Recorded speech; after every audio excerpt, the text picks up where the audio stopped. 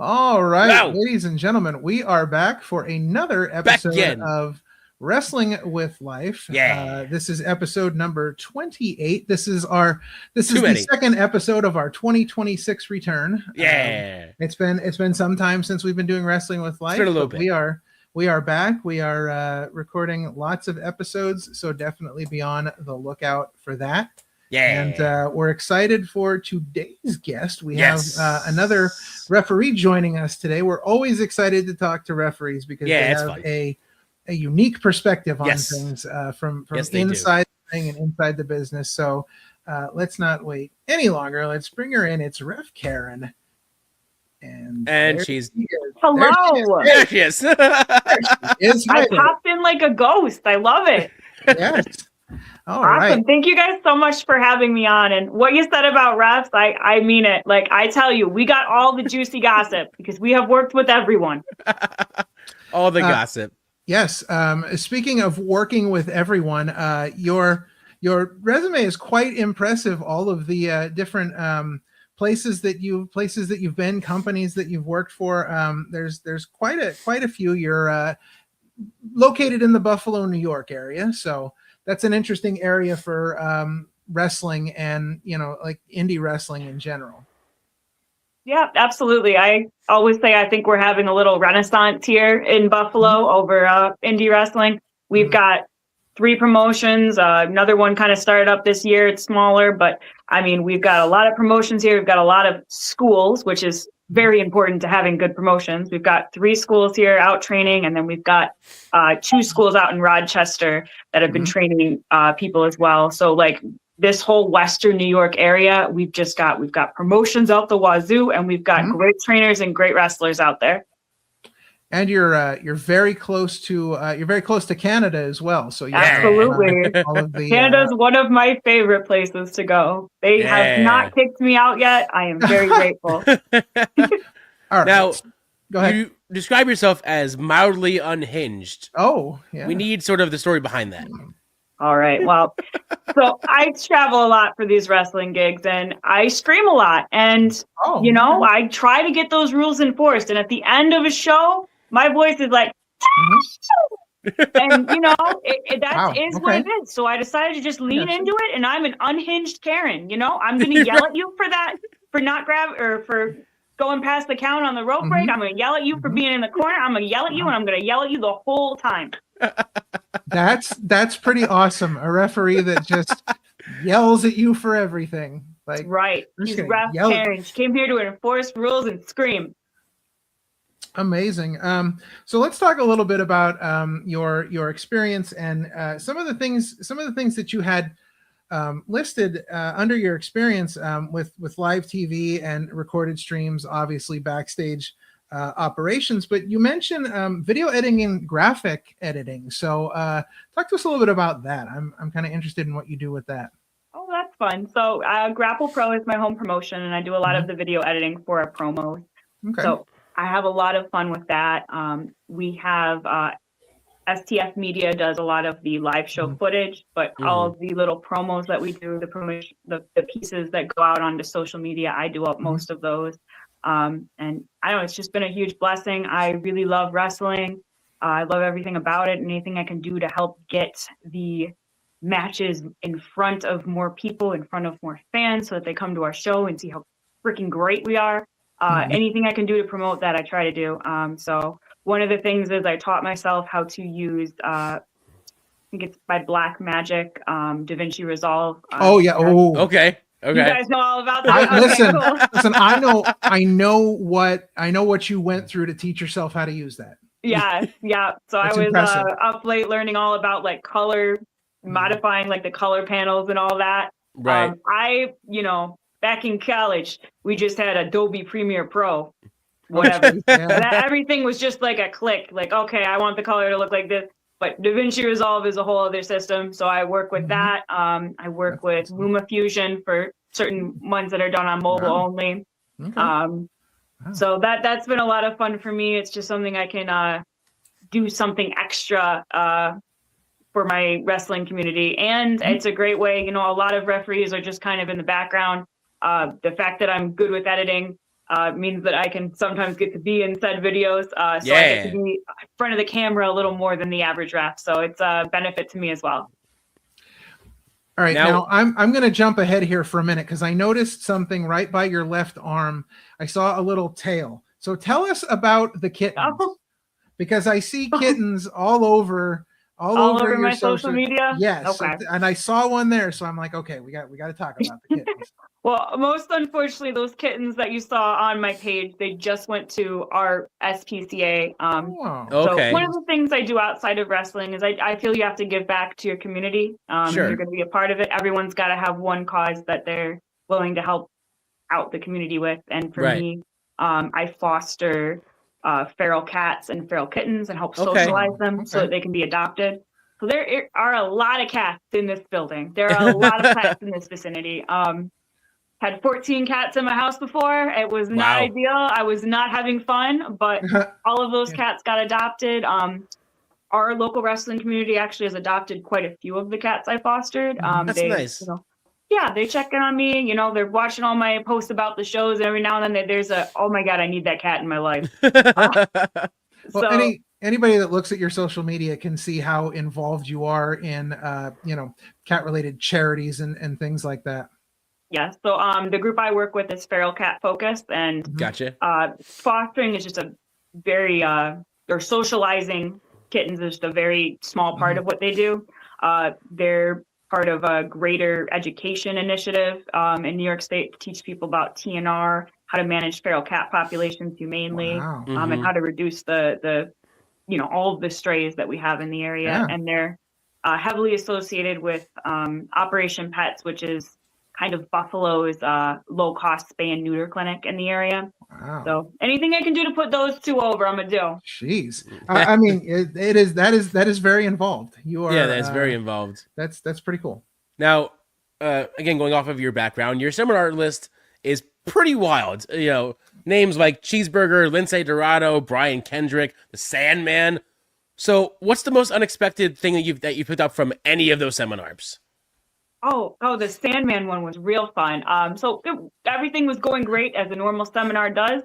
And you know how he was kind of discussing why you would grab the ropes a certain way, for your safety. And I am not kidding you, the top rope broke. Oh, no. A guy hit the rope and then he backflipped out of the ring. And if he did not put his hand where he was told, he would have cracked his cranium. But instead, he backflipped to safety. So that was pretty cool. Let's see. The last seminar I did actually was last night. It was last night actually. With Mike Santana. Nice. He gave us some really great insight. Gave us this really kind of moving speech at the end about how you really have to want it. How you have to be willing to do stuff that you don't see other people doing. And it got me thinking. One of the things that I do that I don't see a lot of refs do is I try to take a seminar from. There's 3 schools, like I said, in the area. Someone's running a seminar every 3 months. So I try to take one of those. I try to, do the bumps that I see the wrestlers doing so I know what they look like when they're safe. I know what they feel like. Try to run the drills with the wrestlers so that I can have the same cardio they do when they're doing that 9,000 pin sequence that they love torturing me with. So I guess, so from last night, I would say the thing that stood out to me is, you gotta stand out, gotta be willing to do stuff that other people aren't doing, so you can be the difference. So what made you then want to become a referee specifically? Not wrestler, manager, or anything else, just referee? Gotcha. Well, so listen, I would really love to be a wrestler, but the problem is I'm not very good at actual wrestling. Okay. But I am very good at refereeing, I think. So, I went to training school. I found an established school in my area. Grapplers Anonymous is where I train. Okay. Daniel Garcia trains there, or trained there rather. So they've got a good pedigree. Kevin Blackwood trains there. I picked a good school and I go there twice a week. And unfortunately, I'm not the best wrestler in the world. I'm not great at remembering sequences together. But when it comes to playing that part in the ring as the ref, helping relay information, helping to get our times correct, helping to really sell the moment, that I did seem to excel at. So that's kind of where I've pushed in. And if things change and I ever get the opportunity to have a match, I'll absolutely take it. But for now, I'm very happy to be reffing. Mm-hmm. Well, I think you sell yourself a little bit short there, Right. because I've seen the clothesline, I've seen the Oh, back yeah. elbow, Yeah, I and have I've 3 seen moves. the suplex. You've got 3 I have moves. 3 moves. Some wrestlers Three tell me moves. that's all you need, but I have 3 moves. I got Listen. clothesline, back elbow, suplex. If it's those 3 moves, I am Gucci. If it's Listen, any other variation of moves, it is not going to compute well. See, here's what you need to do, because you're only 2 moves away from being like John Cena level. John Cena Right. level, He's that's only right. got 5 moves. So If I can just get him to 5. that's right. Right. Yep. Just get those 2 more moves in. Learn the 5 moves of doom, and then you'll be good. Exactly. But in all seriousness, I do think it's important for referees to take the same training the wrestlers do. I've been on shows where I'm the only ref who can take a bump, and that's kind of unfortunate for storytelling. Sometimes it's Right. really useful to have a ref that can take a bump. So anyone watching this who's interested in being a referee, I would say please get with a training school. Don't be the guy who just shows up in a ref shirt. There are places they'll put you in if you do that, I'm sure, but be the trained guy, and you can go much farther with this. So when you're presenting yourself as a referee, you have listed that you are certified in CPR and first aid, and I found that interesting, because is that something that you don't normally see in wrestling, that referees are not trained in that sort of thing? Unfortunately, yeah, a lot of people are not trained in CPR first aid. I think it's important to know. Not to bring up the incident that happened at Right. yeah, with the referee having a seizure. Like everyone should know a little bit of something if you're going to be in that role. Absolutely. I'm not saying you have to be a certified paramedic to be a referee. Like I said, there are places you just show up in a ref shirt and they'll put you in. Right. But I do think it's important to know, regular CPR. It's a very easy course. I am not a super intelligent woman, and I've passed with flying colors. I've had it renewed twice. Just very simple stuff. The biggest takeaway I get from those trainings is just when something doesn't look right, you have to have the courage to step in and okay, I'm taking this over. I'm going to start barking orders at people and we're going to act because this is an emergency. So if you get nothing else from any of the first aid trainings, just get that. Speaking of Mike Santana, there was recently an incident with the match he was in where the ref had to call the match, and she had to be very firm in her decision, had to be like, nope, we're stopping now, ready to go. And I do think the first aid classes, the CPR classes, New York State also has a program called Headstrong. It's for concussion, just basic concussion knowledge. Gotcha. A long story short, I cannot diagnose a concussion, but I can pull someone and say you're showing symptoms of a concussion and you should see a medical professional. I think those are important because you have to be able to stand and be like, no, we're stopping it now. Something's not right. Unfortunately, you would love for the wrestlers to be like, hey, I'm calling it. I can't take this. Something's wrong. But sometimes they're either stunned and they can't speak to you. Or, wrestlers are very proud people, that, no, I'm going to finish. And, really he's gushing blood out of his shoulder. So, like, and I do deathmatch reffing, and, that's a different version of pain. But, you've got to have a little bit of authority to back up what you're saying. All right, sorry. So you did have listed, and I was going to bring up some of the places that you've worked, because you've worked some interesting places, but obviously, you Death Proof Fight Club. Now tell us a little bit about what is it like being in the middle of that? Because I know what it's like being on the other side of it, but what is it like being in the middle of just all that chaos and carnage? My gosh. Okay. So what I love about Death Proof is, like, as far as deathmatch places go, I love them the most because they are like a soap opera with blood. All of their storylines, so soap opera, so much emotion, so much overacting. For my part anyway, overacting. The guy getting hit with the weed whacker is really so he's not that is the South. He is doing his job. Yes. But yeah, so it's a lot of chaos. A lot of refereeing in the traditional sense. Traditional wrestling is going to be like watching, to make sure that the spots are going well, Right. to make sure that, nobody's hit their head. With deathmatch, it's a little less like, we'll keep watching for pins, watching for rule breaks, and it's a little more like just checking in and communicating with your people. Right.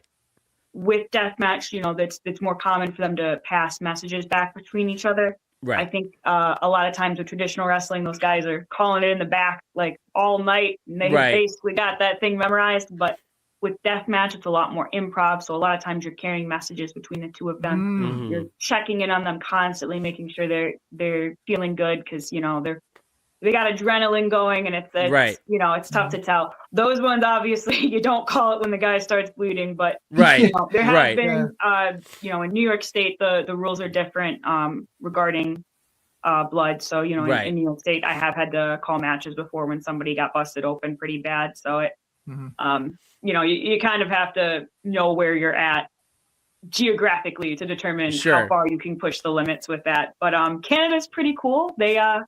They treat all wrestling as an art performance. Right. So it's unregulated. Yeah. So that's pretty unique in my book. So that's why all of my deathmatch credentials come from over the border. So we know how wrestlers prepare for their matches, but how do you prepare for a match beforehand? Do you talk to the wrestlers, or do you kind of just go in cold in the ring when they start? No, I absolutely talk to the wrestlers. So especially if you've got somewhat of character to your referee, you've kind of got to get an idea what they're going for in their match. If they're going for something super serious, super competitive, super athletic, you can't be going out there being like or doing anything funny, Right. If they're going out there and they're having a nice comedy match, they may even say like, hey, let's work in some comedy spots with you in here. But I try to, if I have 3 matches on a show, I check in with them multiple times per night just to see not only what their finishes are, but kind of what their big moments are. Are there any big falsies, anything we're trying to sell? Like, oh my God, I can't believe he kicked out either. Anything like that. I always try to get a heads up if there's going to be a big spot or, something crazy. I might need to start checking people after or dives out of the ring. The other thing I always ask is, especially for the heels, is there anything you don't want me to see? Anything I have to be distracted for? Right. Yeah. You would think it's very easy to distract me, but if you don't tell me I'm not supposed to be looking at your feet on the ropes, brother, I don't know. I'm gonna call it as I see it. Right. So, right down the middle. You have to check in with them a lot because they're trying to tell a story, and you're kind of being the third person in that story. And while it is not about you as the rep, it's kind of like you're the maid of honor, and the bride and groom are there, and you got to make this moment big. You got to make it right for them, and you got to be a compliment to what they're doing. And the other thing I do that I never see refs doing, and I want them to do more, is you got to stretch. Got to stretch. You need to stretch. The wrestlers are stretching. You are diving to get those pins. You are running across the ring, chasing wrestlers around. You are yanking people off. You need to stretch. Yeah. You need to warm up a little bit. You are doing hard cardio. You need to treat this like an athletic endeavor. There is one ref out there that his cardio must be insane because of the things I've seen him do, and that's Bryce Remsburg. The things I've seen him do as a ref, diving, jumping, like leaping, insanity. He's insanity. Extremely animated in his movements. Yeah, I'm a big fan of Max Recon from GCW, but nice. He can do quite a few things I will never be able to do. One of which is just walk over a barricade without jumping because he's so tall. Yeah. There are certain things he does as a ref that athletically I am not capable of. It takes me a minute to get in and out of the ring if there's no stairs. I'm like a little chihuahua trying to crawl up a bed. Okay. So speaking of athletic things, obviously we see from your social media that you are very big into fitness and healthy eating. We see a lot of the planning of, of the meals there. So meal prepping. Just tell us a little bit about that. Are you generally like you follow that like healthy eating regimen all the time? Is it something that it's just something that comes along, or you're at Sneaking Wendy's every weekend, or wait a minute. I'm sorry, Sneaking Taco Bell, because Taco Bell. That's where wrestlers go. It's true. It's open late, and they have some macro-friendly options. Yes, they do. So the truth is, I try to eat healthy during the week. I do, my 30-minute gym session per day, and then I do my wrestling training on Tuesdays and Wednesdays. So I try to stay physically active, and being physically active is great and all, but if you're not putting good fuel in your body, eventually that will not pan out for you. So I do try to meal prep. I do try to get the week's meals good. Unfortunately, as you've probably noticed, if you spend every weekend on the road, driving 3 or 4 hours out to shows and driving around at 3 a.m, there are very few places open. So unfortunately on weekends, it is a little more fast food heavy, but I do try to pack my own food when I can and try to eat healthy. But it is an essential part of being a referee to be athletic, to have the cardio. I do believe you need to have some strength too.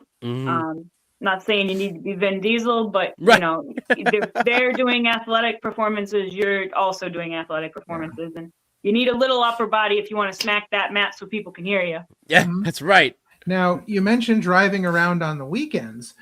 In 2025, you have done 50 shows. Now, if somebody's looking at that and they say, 50 shows, it's the whole year. But if you think about it, it's only there's 52 weeks in the year. So 50 shows is a lot. Yeah. No, some weekends I've been booked Friday, Saturday, and Sunday. It's been wow. I've been very blessed and very thankful for all those opportunities. I say this all the time. There's never been more wrestlers on the earth than right now, right? Because we've got all these major promotions, we've got all these gyms. The internet and social media has really allowed people to have niche things that they're passionate about. Yeah. But if there's going to be all the wrestlers on earth, then you're going to need a lot more refs to ref those matches. That's right.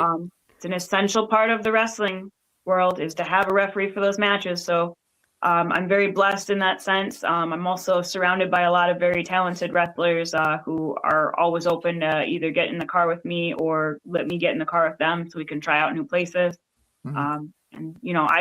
I've been very fortunate in that, refs are very much in the need. So sometimes I go to places and on first seeing me, they have me ref a few matches. So very blessed in that sense. And, I've been doing this 3 years now, I believe.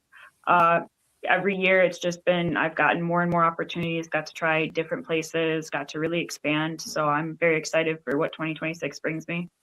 Now, do you have a favorite moment from that stretch last year? Oh yeah, I had a couple. I made a video. Now I got to remember what was in it. Let's see. The fourth rope show that I did last year, that was a huge moment for me. I actually reffed the first all women's match for the belt. Oh wow! A lot of times, just by nature of the fact that there are not a ton of female refs out there, a lot of promotions, I've actually been like the first all women's match they've had. Awesome.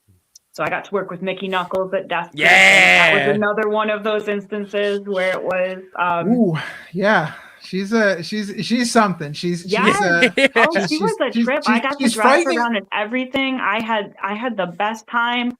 She's frightening promoters, from afar. You need to be booking her. She's amazing. She was great to have in the back room. She's such a nice person. Reasonable. What are you doing if you're not booking her? You would never imagine looking at her and the things that she does, and then she is just like the nicest person. It's unbelievable. Just like I don't. She has that everyone's favorite auntie gimmick. She does literally just that. She's just like the cool auntie that you get to go to wrestling shows. She is. So that was a big moment for me. Oh gosh, it's hard to rank which one was the best. I've had a lot of moments at my home promotion that kind of meant a lot to me personally. I've Jordan, who is I used the wrong name. Braxton Billingsley, his gimmick name. There is no Jordan, only Braxton. There's no Jordan. There is no Dana, only Zool. Yeah, I got to one of this big moment. I remember when he kind of first came in as a student, and he always showed a great passion, really excelled with the training, and I put the belt on him when he finally won it after 3 or 4 kind of back and forth with our main heel champion. He was able to take it from him. And it was it was a really good moment. It meant a lot to me. I felt like it was a commitment to the future of wrestling in the area, because he is a young man. Yeah. And he's kind of taken the world by storm. So that was a huge moment for me. I would say the fourth rope one and Mickey Knuckles getting to ref that match were my 2 favorite moments. I had a chance to watch the fourth rope match that you refereed, and fourth rope just looks like it looks like the most fun place. Like Right. it looks like you would just want to be there, like hanging out and bumping to the jams. Like it just looks so much fun. Yeah, no, it's everybody was having a good time, but their backstage people, they were keeping everything on track, keeping everything ordered. I remember that was like the largest write-up for a show I've ever been given, with like when you start, when you're going through here, how much time this is, what you're looking for out of the character. So very professional place, but they were having a good time, and after the show was over, they were having a really good time. I had to go to work the next day, so I had to leave. Yes. But No good they were time having for a you. real good time after the show. I wish I was there for that after party. I'm sure. It does look like a fun place to be. Just the whole aesthetic of it, the vibe. It's very professionally done. Yeah. The graphics and the ring and everything. I mean, it is top notch for an indie promotion. Yeah, Now, I had a great time with that one. That was somewhat of a last minute booking. They had some issues with their referee, and they kind of had to get two people from the indie scene in there as soon as possible, and it was just like all the stars aligned for this really awesome show. And I don't know, in my opinion, I just felt like we all clicked really well together. Yeah, absolutely. Now, has a wrestler ever genuinely surprised you mid-match in a way that you just had to roll with it? Yeah, definitely. You might not know this as a fan, but when people get more comfortable out there, when they've been doing it for years, we're having whole conversations with each other. We're having whole conversations. Every now and then, I'll be checking a wrestler and be like, Karen, look at the sign over there. Kind of like, and then, I'll casually, and then I just lose it and I lose character.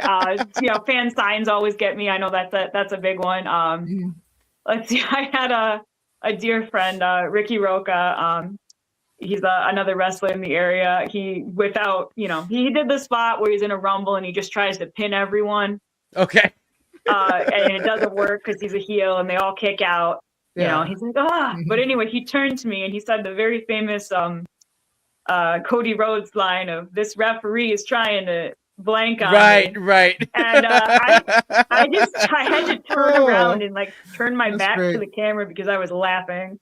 But every now and then, just out of nowhere, he will hit me with that, and I have to try very hard to stay in character. Right.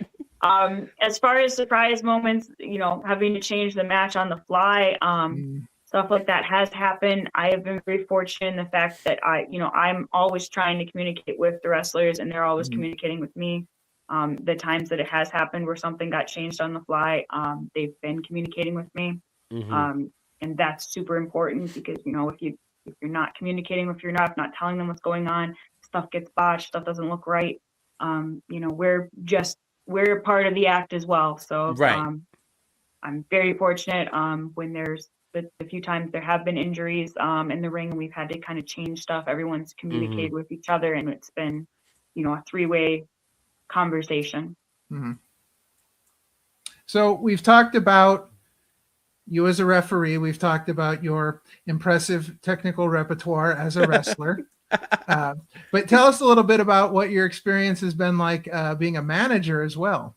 Oh, yeah. So my dear friends, I was there kind of the first couple of days they showed up. Adam and Flux are two up-and-coming wrestlers as a tag team. They're called the Third Shift. But listen, you can't call yourself the Third Shift and just be two people. Right. So an opportunity presented themselves where they were out in Ohio, and that, they could bring a third person. It was a promotion where, they're very open to trying new things because it's a smaller up-and-coming promotion. Sure. They're like, yeah, why don't you come down and manage? So I had a lot of fun. I'd like to try it again where I'm maybe more villainous as the manager. I was a good girl manager. And, I'd like to try a few where I'm more villainous. But we had a great time. That was my first time in Cleveland. So I was very excited about that. Probably noticed my crazy Atticus Cogar collection of merch that I'm wearing in every photo of myself. So I'm very much a fan of Cleveland's homeboy. There you go. Awesome. Now, this may not be something that people necessarily notice from your social media, but I did see in one of your pictures on social media, I saw some evidence that you might play video games. I saw yeah, Dragon Age: The I Veil do. Guard. Yes. Yes. I don't get to play them as much as I would like to. Obviously, I've got a very full schedule with this. Mm-hmm. A lot of times I think I just download video games to have them sit on my PlayStation in like the queue. Well, She said there's that. she said yeah, the magic word. She said it PlayStation. Yeah, she said it. That's our but big thing I on do this play show. PlayStation. Yeah. I'm a huge Resident Evil fan. There you go. You know, Love it.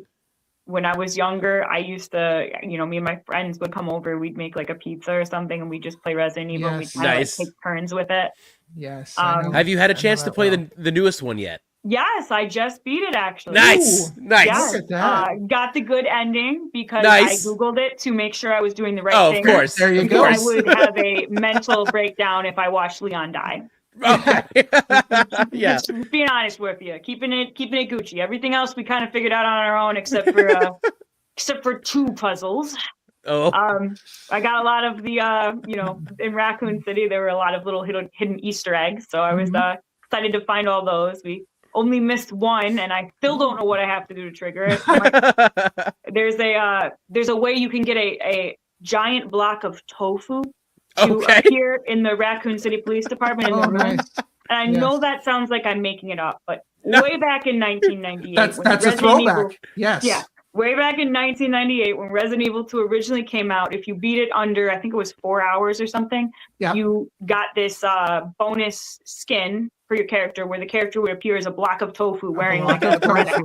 Yep. yeah, That's to play as a incredible. block of the legend tofu. of tofu, right? That's Yes. incredible.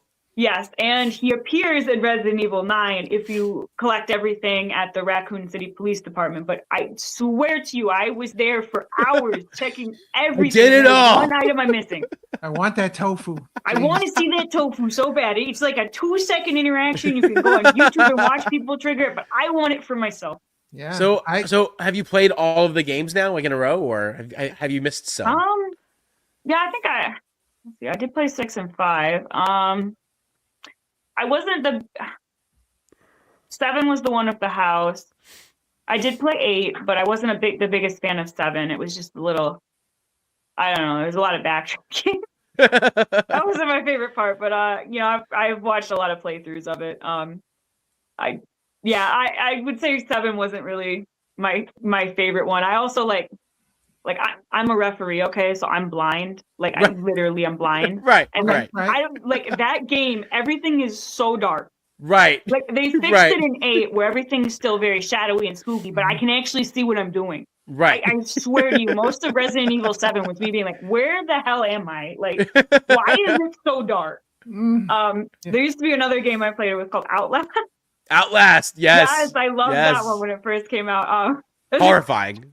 Same thing. At a certain point, it was like, I don't know what I'm doing. I literally cannot see the screen.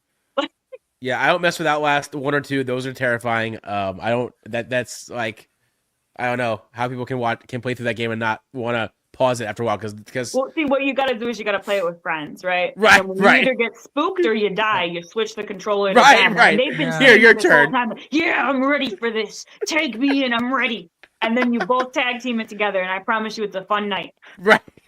I can vividly remember it being like a Saturday night at 2 a.m, and I'm sitting there playing Resident Evil 2 with all the lights out and scared out of my mind. Yeah.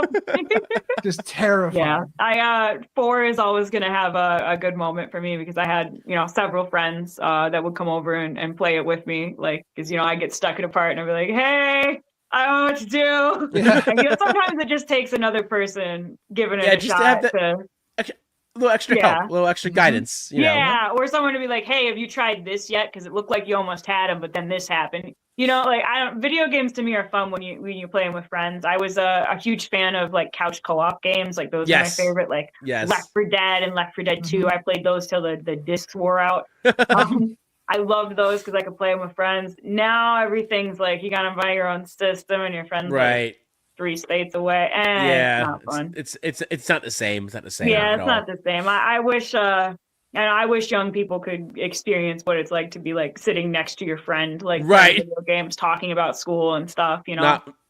miles and miles away from a different continent in a different Yeah, now country. we're on a different continent. It's like, oh yeah, my best friend actually lives in Kyiv, Ukraine. Yeah, there's a war over there, but she Right. always logs in around like 3 a.m. Yeah. It is the online gaming scene is ridiculous. I played Final Fantasy 14 for a little while, and mostly because my friends were into it, and we would actually get in a room together. Like one person would be on their computer out there, and somebody'd be on the TV on their PlayStation, and I'd have a monitor. And that was fun. But these games, especially these online games, you got to spend like your whole life to get good at Right. these games. Oh, yeah. There's so much time. I actually do think I played 14 at a certain point. Yeah, me and my ex-husband, he would play it on the computer and I played on the PlayStation. And There you go. Yep. And then we do a lot of like screaming at each other, like, Right. where are you right now? Because I usually played the tank, right? Right. Oh, okay, yeah. The tank usually goes up front and pulls the aggro, and then he would usually play like the damage dealer sorcerer. So he had to be like way back. And the tank is always losing the entire rest of the party. Like this is my job. Yes. I was always like, hey, the bard. where did you go? Yeah. I was always range. I was never like the tank, so I was always the bard, in the back shooting things off, I'm a Leo, so I really like attention. So I just Right, you run into the room and Leroy Jenkins scream until they all attack. Yep. That's very much me. Yes. That's literally the best video game meme of all time. Yeah, it's transcended video games. I mean, it's like it's just lore, which not many kids now know, and it makes me sad. Yeah. Now, getting back to your refereeing a little bit, as we mentioned earlier, you worked live TV and recorded streams. Does that maybe change how you work compared to a regular indie show? Yes, you do have to change a little bit of what you do. So a lot of indie shows are live streamed now. But so, some of those rules kind of mesh together, but especially something that's a tape product for TV, those time constraints, they are not constraints. They are rules, and they have to be enforced. If you go over, if you're taking too long, you're literally stealing time out of your main event and everybody else. And they are not going to be happy with you. Right. So I would say in the recorded, when things are recorded, streamed, when things are streamed, there's a little more leeway. But when things are truly being taped for a set time, you really need to adhere to those. So that does change my approach. I can have a little fun with the guys on the indie, have some conversations. We can kind of improv some stuff. Sure. But if we're, doing a taped product, we desperately need to keep to those time crews. So you're going to be a little more serious. There's probably still some improv stuff that does get in there, but we're, my main communication point with the wrestlers is going to be telling them their times, where they're at, so that they can properly gauge their match. The other thing is, you're playing to the camera, any tape product. And like I said, a lot of indie shows now, people have cell phones. Okay. It does not take much to stream anymore. So a lot of indie shows are going to be filmed as well. So again, you're always playing to the camera, and the camera might not necessarily be where the crowd is. You would hope that they'd set it up like that, but unfortunately, sometimes, they like to have the camera opposite where the crowd is, so it can look like a bigger crowd. Right. So sometimes you have to find a happy medium between playing to that camera and playing to the people in your audience that are paying money. Yeah. So, for you as a referee, what would you say is probably the most fun thing about being a referee, and maybe for you, what's the most difficult thing about being a referee? Okay. Most fun thing is, I get to be live there in the action while people are taking amazing bumps, while they're doing feats of athleticism that, maybe I'm never going to do, but I can be there in that exact moment when he's doing it. There's this thing certain wrestlers do when one loses to the other, and like they're switching a belt, where the guy will just look up and very casually say thank you. Like I can be there for those small, tiny moments, of camaraderie between two people. Right. And I can be a part of the story, and, a very important part of that story. In fact, the only way the finish looks good is if I'm doing what I'm supposed to be doing. Right. So, it allows me to be a part of that wrestling world, as close as I can be without actually putting my whole body on the line and being a wrestler. I would say the worst part about being a referee is sometimes you show up to a show and you're the only referee there. Oh, boy. Oh, yeah. Working all the matches. Sometimes it happens like that. They call it Iron Manning. It's happened to me before. It's not my favorite thing. I feel like it limits what the wrestlers can use you for creatively, because if you only got run ref, you can't bump the ref, right? Right. And also you can't do a lot of elaborate spots with them, because I'm going to have to be bouncing between every person on the show. Right. So I would say that's kind of the worst things that have happened, outside of, obviously like injuries are always going to be difficult to deal with. Thankfully, I have not had to deal with a lot of injuries in my career, because, I work with a lot of well-trained people, and either that or they're real tough and they're lying. Now, we've talked about it pretty much the whole show, but for those who may not know, can you explain to them what it means to be bump trained as a referee? Ooh. Okay. So I don't know how other people do it, but I go to the same training class as the wrestlers do. So I'm taking body slams, I'm getting bumped, I'm getting tackled. The last seminar I did, he had a drill where we, do, I think it was sets of 5. You do 5 rolls, and then you do 5 bumps just straight in the middle of the ring. So what a bump is you're just falling back flat on your back. To kind of give the illusion that you've been thrown onto your back, you've been dropped onto your back, but you're landing flat, distributing your weight so that bump is safer than just careening in the air and landing. Right, just crashing and burning. Sure. Yes, and all refs should be able to do that, because sometimes the storytelling will call for that. Hey, I've been accidentally bumped in matches before, and what are you gonna do? Are you gonna just no sell being punched in the face? Right. You gotta sell something. Yeah. Yeah. So that's. I would recommend any ref just take regular wrestling training. You need the cardio, you need the drills, you need to learn how to bump. You need to be affiliated with a good school, because that's going to help you get into places that are good. There are a lot of not good places you could ref at. If that's all you want to do, power to you. But if you want to get good bookings, you've got to show that you're taking some initiative to learn to be a ref that stands out. Absolutely. Now, working all the places that you do, because we've had both sides of this coin. Are you a fan of the traveling aspect of it, or are you not a fan? You guys aren't gonna like this because you're in Pennsylvania. Well, he is. I'm not. Okay. Yeah, that poor anywhere that isn't PA. That you poor guys soul need is to do New something Jersey. about the fog. I literally The fog? driving to Pittsburgh Right. in the day. Wait a minute. Fine, I have no problems with it. Driving home after a show at 10 o'clock at night with like this Silent Hill fog in front of me and these hills and no lights. I'm a blind referee. Okay, I cannot handle this. You need. I want to speak to whoever is managing Pittsburgh, because those roads do not make sense. Well, I don't listen. I do like to travel, and I've had some really great moments in Pittsburgh. I got an Airbnb one time, and I stayed there, and I got to look at all the beautiful hills all lit up with people's houses, and Nice. it really is a beautiful city. I do not like driving in it at night, though. You should do something about that. Listen, I'm a Philadelphia guy, so I pretend that Pittsburgh doesn't exist. Right. Okay, good. I'm gonna be there Listen. next week though for Rise Wrestling, so I don't hate you guys at Rise. Just There you go. No. Listen, I will say that Rise Wrestling is probably a bright spot in all of Pittsburgh. There you go. Yes, I really do like them. They've got a good product, amazing. Great characters. Yeah, but this baffles me though. So we're a state that has possibly 4 seasons in one day. Yeah. We're a state that has probably the worst roads in the history of America. Yeah, check. I have not driven everywhere in America, but you are certainly worse horses than and Ohio, buggies New York area. The horses and buggies in like the 1800s had better roads than we have now. Right. Yes.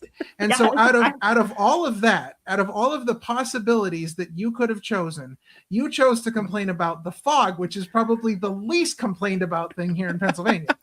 No, I don't think you understand. We complain that we're next to Jersey. Like we The complain fog about has that. gotten so thick. Get outta There here. have been times I literally pulled over. I went on Expedia and I found a hotel because I was like, I'm not doing this. This is Yeah. I'm not gonna driving anymore. careen off Wait. this mountain.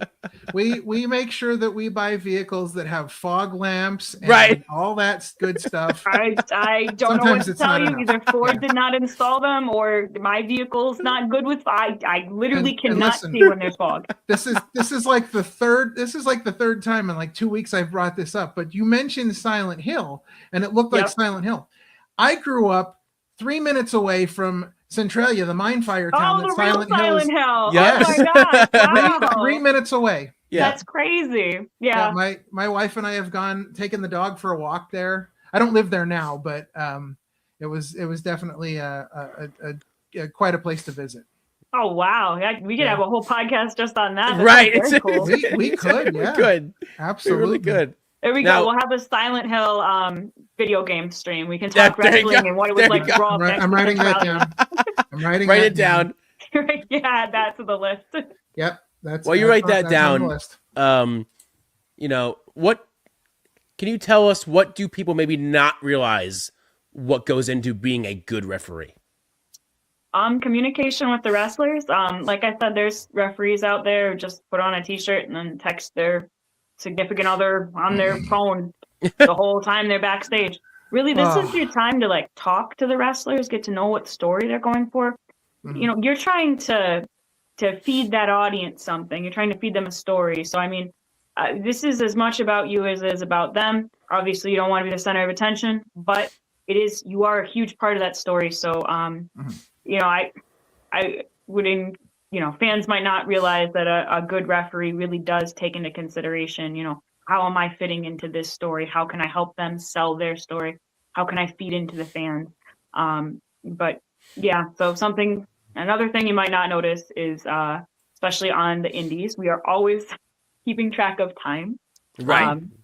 As I said, but we have all these different unique ways of doing it. So I have a watch on my wrist that has the time.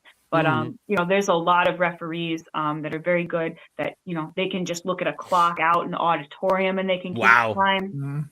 There's a gentleman in Canada, I believe, who actually he somehow manages to like sew a watch into his laces of his boot. What? And then when he drops down to count a pin, he can check the time on his shoe. That's Oh, crazy. wow. Yeah, so That's there's all these crazy. unique ways we are taking care of time. Something fans We might not gotta be find aware that of. guy. Seriously. Yeah, I gotta ask I him can't some remember what his questions. name is, but he wears red shoes, I believe. Okay. Red shoes. Yeah. All right, and you Red said he's shoes. in Canada. Red I think shoes he's in Canada. Yeah, I'll have Red to shoes in look him Canada. up.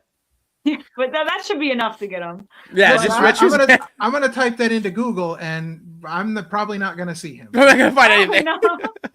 Yes, and then the other thing, kind of something fans might not notice, is we're also, a lot of promotions will have a timekeeper, a designated timekeeper. Right. And he sits at ringside and he has like secret hand gestures of doing every Mm. place has a Oh, different secret hand gesture. For example, there's a place in Pittsburgh where the gentleman will be drinking a big fancy drink, and when you're going over time, he'll just take the drink and put it under his desk. Oh, And then interesting. that's his signal for you guys to take it home. I like Other it. places, you Yeah. know, the guy will maybe do this, and then the worse you get, he'll be like, Yeah, wrap it up. Yeah. yeah, wrap it up.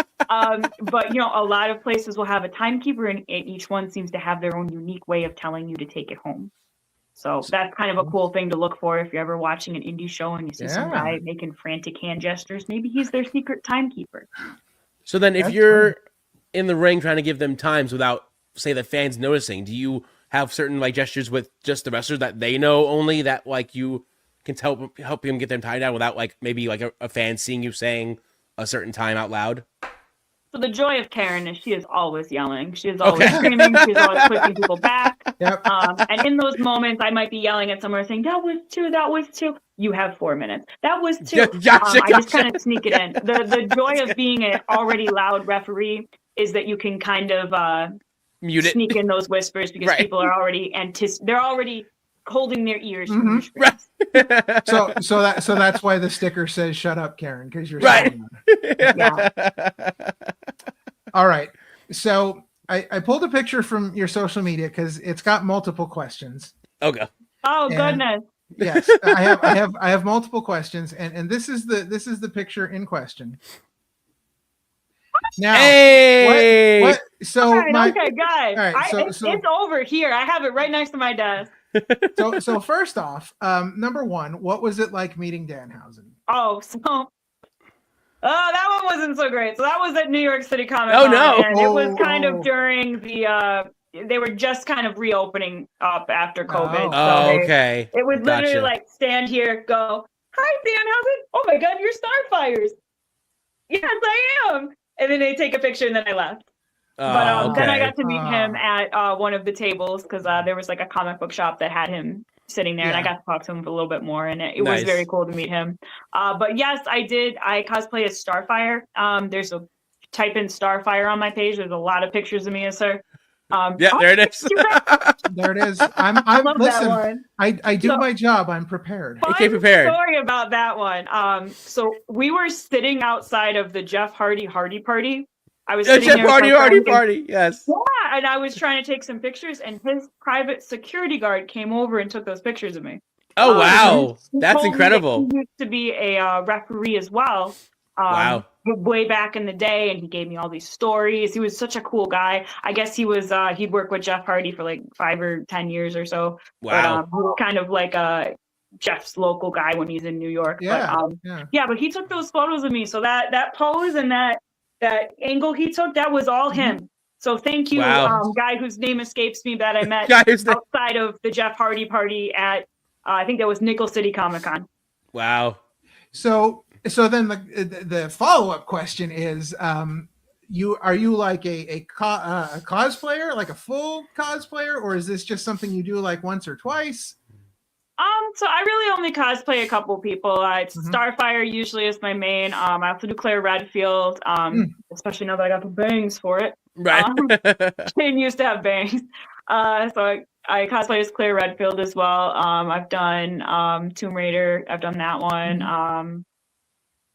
Yeah, I don't know. I really just kind of stick to those core three. I know a lot of cosplayers like I have to do a new one every show. I just have like certain characters I identify with and Right. I enjoy cosplaying Right. as. And honestly, it's just fun to walk around like a city wearing no pants and dressed in like orange face paint. Like it's, Right. it's just fun. No pants, orange face paint. We're gonna No write pants, that orange down. face paint. You know, I worked for Danhausen. He would be wearing no pants if he could. But I mean, yeah. We're gonna- WW listen. will not let him. Listen, we're gonna clip this section, and it's just gonna say no pants, orange face paint. Right, no pants, orange face paint. all day. So follow up question: when you're talking to Danhausen, does he talk to you in the Danhausen Danhausen speak the Right. whole time? Yes, Like, yes, everything he does. is He the does. He entire was even like conversation. this. Yeah. I came in and he was like, "Oh, it's Starfires!" Like literally in the Yes. voice, and I was like, First off, Danhausen knows who I'm cosplaying as. Yeah. Yeah, that's fantastic. Whoa. Yeah. Yeah. Second That's off, it was great. I've gotten a few photos of him. I also got a photo of me dressed as him next to him at the Oh. GCW concert. Nice. Or not concert, a show from a few years ago. Mhm. It was like the Halloween show he was at. Let's see. He did a show out here for ESW. I think I got a photo with him there. And then, yeah, I don't know, I got a lot of photos of him, to be honest with you. I don't know why. I just really like getting them. I met him on the Jericho Cruise, whether it was last year or the year before, and he was Danhausen, but he was dressed in like beach attire. So I was like, Beach Beach Danhausen. Danhausen is a weird. It was a Yeah. little weird. I'm like Beach Danhausen is something I didn't think I would ever see in my life, but here we are. I love it. I imagine it like Batman when he did those surfing lefts or that surfing episode in the 60s, you know, and he was just Right. like wearing Oh, a yeah, bat suit with like trunks over Yeah. it. Right. Cowabunga. Yeah, that's where he jumped the shark, right? Yeah, Right. there you That's go. where he jumped the shark. See, I've seen interviews with him where he's just, been himself. And so Right. I imagine like it must be fun to just be like on a Sunday afternoon, you're sitting at home and you're like, I need something to do. I'm bored. So just throw the makeup on and go walk around Walmart. Right. Like, Yeah, Right, there just you walk around. go. You know, That's- I'm that's the trying stuff out a I new would look. do. I'm just gonna go to Starbucks and order some coffee like this. Right. yes, very evil, very caffeinated. I Yeah. He sells his own coffee though, so he probably Yeah, doesn't I get mean, no it makes coffee. sense. it does. That tracks. That tracks. Yeah. Absolutely. All right. So as we're coming up on the hour here, what have you got coming up in the future that you would like to let people know about, that they can come out and see some great wrestling and some great refereeing? Hey. Oh boy. So there's a couple of really cool things in Buffalo. So in May, there's obviously going to be Grapple Pros show. Right. That's the main place you can see me ref at. That's my home promotion. So we have a show coming up in May. There's also Flex Wrestling. They've got 2 shows coming up over the summer. They got some really cool names. They are out kind of more in the middle of New York State. And then obviously next weekend after Easter. All right. They would not plan a show on Easter. I'll be out at Rise Wrestling for their show. So I'm super excited for that. They've got a brand new venue. Nice. Some really cool names coming in, and the gym they're associated with, they've got a lot of really talented students there. There's also a Ground Zero show in Rochester I'm going to be at, I believe, next month. Nice. That one's going to be a lot of fun. Again, their school has some really great students there, and they're bringing in some cool names. I believe Richard Holiday is going to be there as well. Ooh, So nice. very excited. I believe Heck he'll be fighting Price Pure Gold. I think that match itself will be worth the call. I don't know who doesn't want to see the signature move on Price at this point. Right. Sorry, Price. Sucks to Right. stop. Yeah. Well, and then finally, Erie All Stars down in Erie, PA, kind of There you go. in your state, but I think the other side of where you guys are, Erie, PA. I'll be there as well for their show. I believe it is at the end of May, but they've got a show coming up. A lot of real fun stuff planned, so Nice. I'll be there as well. And yeah. if you follow me on Instagram, I have a little breakdown every month with all the shows I'm going to be at. Socials on the bottom. Oh, yeah. It's Ref Karen. There we go. Right at the bottom. Yep. And then the email address is there if you are looking to get Ref Karen on your show. Listen, you can't go wrong. So it sounds like things are really kind of popping off up there in Buffalo. I've only been to Buffalo once. I went up for a wedding one time, so I spent some time in Buffalo. It's the only time I've been there, but maybe we'll have to trek to Buffalo to see some wrestling. Yeah. Come up and cover a show. Yeah, no, we've had a few, like I said, there's 3 promotions, and we've had a few where it's like, we've almost been running the whole weekend of wrestling shows. We try never to run on each other's dates. We try to bounce weekends when we can, but there have been a few, especially around holidays, where it's just like the whole weekend is all wrestling. You can see a show every day if you wanted to. Right. So Heck by all means, come up to Buffalo. We've got something for everyone. Heck yeah. 42 foot of snow. That's what you have. Yeah, 42 foot of snow. That's a good point. Yeah. I've had a few shows cancel for snow, and it's just like, guys, what are you doing? This is not snow. This is not real snow. All right. So have you had like in your lifetime, have you had like a really, really massive snowstorm to deal with? Yes. Like what are we talking here? Like 7-8 foot? Geez. Craziness? We had a big snowstorm. It was the Christmas surprise storm here. You can Google it. I don't know the actual snow footage, but I remember everybody lost power in my neighborhood. I lost power like for 4 days. My basement flooded. Oh no! I had like this little 1950s gas heater in my back room. That was the only heat I had. But I remember like this huge storm hit. It ripped open my windows. Oh wow! The day after, I went out and I couldn't open my front door. The snow was up to my ceiling. Wow. I went up to the other side door, and thankfully the snow had drifted away. I walked outside and I was like, what is that? And like saw this little antenna sticking out of the snow. And I go up and there's a car buried on my front lawn under like 2 feet of snow, an actual car. Jesus. Yeah. And I'm like, oh my God, is this guy dead? I didn't even I didn't hear a car. It was white out. Like you could not see I couldn't even like open my door and like find my house. Crazy.